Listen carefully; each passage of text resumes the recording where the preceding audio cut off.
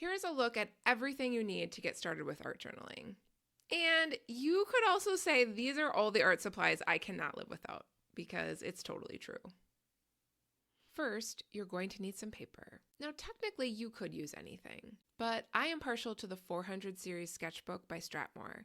They are affordable and available at most craft stores and on Amazon. The paper is smooth and has just the right amount of thickness for the type of art journaling that I like to do. If you're kind of nerdy about paper like I am, the weight of the paper in this sketchbook is 60 pounds or 89 grams per square meter, which is also referred to as GSM. For reference, printer paper is usually 20 pounds and generally too thin for art journaling. Strathmore also does have a 300 series sketchbook, but the paper is lighter weight. Generally, the 400 series is only a couple dollars more, and I find that it's worth that little extra expense for a better quality paper. I love that this sketchbook has a wire binding, so I can fold it all the way around when I'm working. And lastly, I love this small size. It's 5.5 by 8.5 inches. I do own a larger sketchbook that is 9 by 12 inches, but I find it rather overwhelming to work with. It's also much more time consuming to fill the page in comparison to the small size I usually work on. So if you are just starting out with art journaling, I recommend getting a smaller sketchbook. And I've put a link to my favorite sketchbook and all the art supplies I'm mentioning here in the description so you can find them more easily. And before I get into the other art supplies you need to get started with art journaling, I wanted to mention that if you like this video, I ask that you like the video and subscribe to this channel because these are the best ways that you'll see more videos like this one.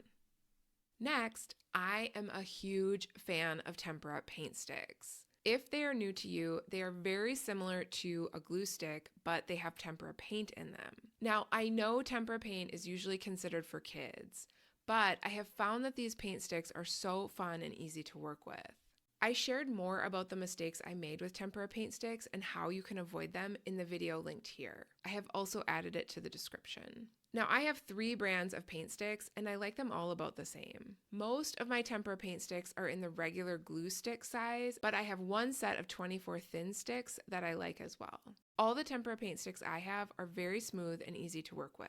They are great for quick art journaling sessions because they dry quickly. They don't necessarily blend very well together the way a more traditional paint would, but you can layer them and smudge them, and I like playing around with both of those techniques. Third, I recommend getting some acrylic paint pens. I have a couple different types in a few different sizes, and I have to say that the Posca brand is my favorite. Now, I resisted the Posca brand for a while because I told myself they were too expensive. So I bought a cheaper brand of acrylic paint pens, and they were okay. But now that I've tried the Posca markers, they are so much smoother to work with. I have been thinking about making a video about the art supplies I regret purchasing this year. So if that's something you're interested in, let me know in the comments so I can get that prioritized. Now, I have to show you my favorite set of Posca markers. It's the Earth set.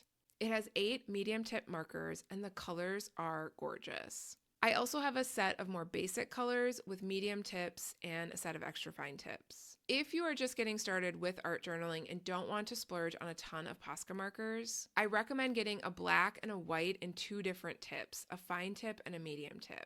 That would be a great starting point. You can do a lot with those 4 acrylic paint pens. Finally, I recommend having some tape on hand. I don't use tape every time I am art journaling, but I do like to use it to add design elements to my pages. Plus, it's super satisfying to peel off the tape at the end. But a word of warning, it can rip the paper sometimes. I have found that putting a hairdryer on high heat on the tape for about 30 seconds helps to loosen up the adhesive so it doesn't damage the paper underneath.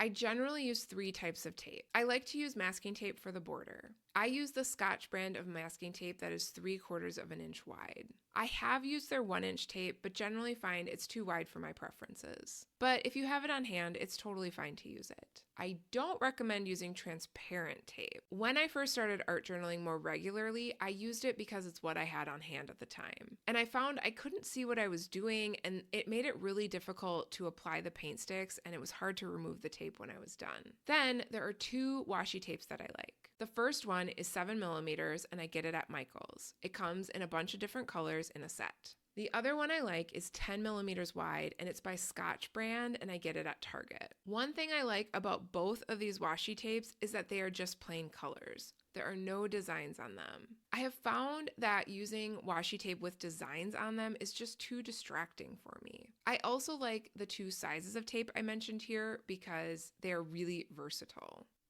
All right, those are all the art supplies I recommend for getting started with art journaling.